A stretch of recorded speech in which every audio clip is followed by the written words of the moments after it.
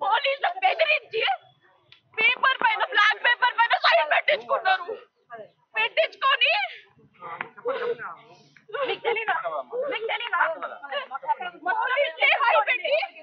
Black pepper పైన sign చేపించుకొని కేసులు అబద్ధం చెప్పింది.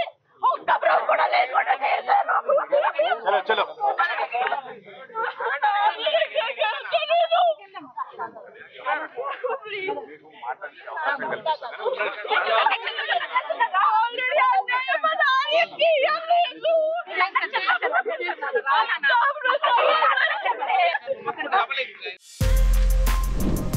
For more videos like this, subscribe Big TV channel.